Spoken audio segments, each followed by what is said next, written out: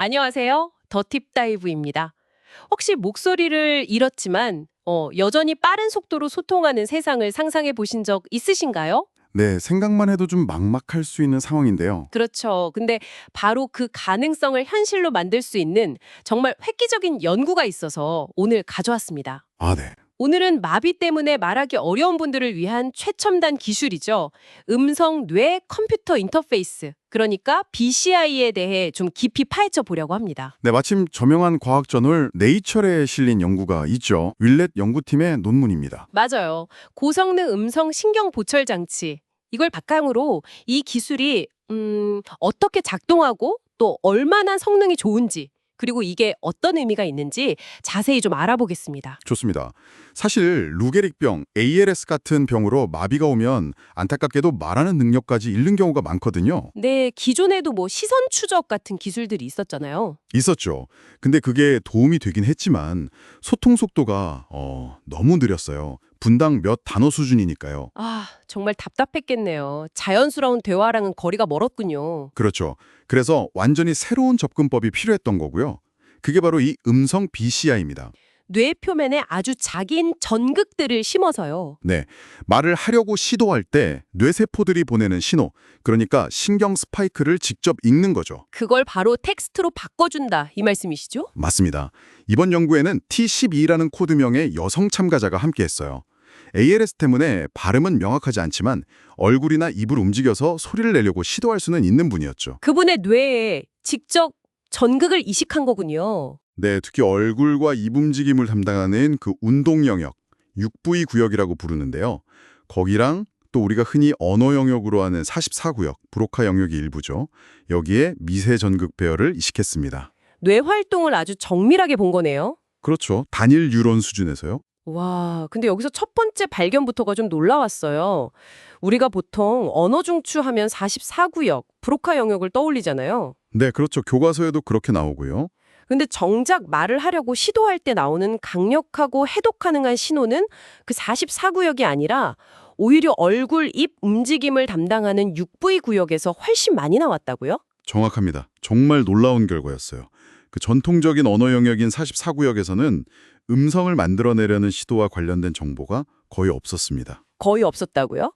그럼 6부위 구역 정보만으로도 BCI 구현이 가능했다는 건가요? 네, 충분했습니다. 이건 음성 생성에 대한 뇌의 역할 분담을 우리가 다시 생각해봐야 한다는 걸 시사하는 거죠. 와, 정말 흥미로운데요. 그럼 제일 중요한 성능은 어땠어요? 얼마나 빨라졌는지 궁금한데요. 성능 향상이 정말 눈부셨습니다. 분당 62단어, 그러니까 62WPM 해독 속도를 달성했어요. 62단어요? 이전 최고 기록이 손글씨 BCI였나요? 그게 18단어였던 것 같은데. 맞습니다. 18단어였죠. 그거보다 3.4배나 빨라진 겁니다. 와, 3.4배. 물론 아직 자연스러운 대화 속도 분당 한 160단어 정도에는 못 미치지만요. 네, 아직은 그렇죠. 하지만 그 격차를 정말 크게 좁히기 시작했다는 데 큰 의미가 있습니다. 정확도도 궁금한데요. 단어 오류율이라고 하죠. WER. 네, WEI도 상당히 개선됐어요. 50단어 정도의 작은 어휘 목록에서는 오류율이 9.1%였습니다. 9.1%면 이전 기록보다 오류가 2.7배 줄어든 거네요. 그렇습니다. 근데 더 대단한 건요. 12만 5천 단어, 그러니까 아주 큰 어휘 목록에서도 해독에 성공했다는 거예요. 12만 5천 단어요? 그 정도면 거의 일상 대화가 가능한 수준 아닌가요? 네, 그렇죠. 이때 오류율은 23.8%였는데 이렇게 큰 어휘 규모에서 성공한 건 이번이 처음입니다. 이건 정말 실용적인 대화로 가는 중요한 한 걸음이죠. 그렇군요. 그럼 이 기술이 뇌 신호를 어떻게 글자로 바꾸는 건지 조금 더 쉽게 설명해 주실 수 있을까요? 네, 그러니까 뇌에서 읽어들인 신경 신호를요. 순환 신경망, RNN이라는 인공지능 디코더로 보냅니다. RNN이요? 네, 이게 순서가 중요한 데이터를 잘 처리하는 AI라고 생각하시면 돼요. 언어처럼요. 이 AI가 뇌 신호를 분석해서 음소 확률로 바꿔줍니다. 음소라면 뭐 기억, 니은 이런 소리 단위 말씀이시죠? 맞아요. 말을 이루는 가장 작은 소리 단위죠. 그 다음에는 우리가 스마트폰 쓸 때 자동 완성 기능이 있잖아요. 네네, 있죠. 그거랑 비슷한 언어 모델이 이 음소 확률들을 보고 가장 가능성이 높은 단어, 문장을 실시간으로 조합해서 화면에 딱 보여주는 겁니다. 와, 정말 정교한 시스템이네요. 또 다른 중요한 발견도 있었다면서요? 네, 세 번째 발견인데 이게 어쩌면 가장 희망적인 부분일 수도 있겠습니다. 어떤 건가요?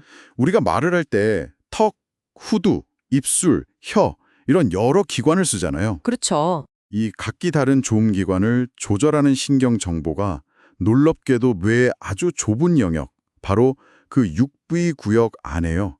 가로 세로 한 3mm 남짓한 공간에 서로 막 섞여서 존재한다는 걸 확인했어요. 그 작은 곳에 다 들어있다고요? 네. 근데 더 중요한 건요. 마비가 시작된 지 수년이 지났는데도 불구하고 음소를 어떻게 발음하는지에 대한 아주 상세한 정보. 그러니까 조음 표현이 뇌 속에 그대로 보존되어 있었다는 겁니다. 와, 그 정보가 사라지지 않고 남아있었다는 거네요? 네, 그렇습니다.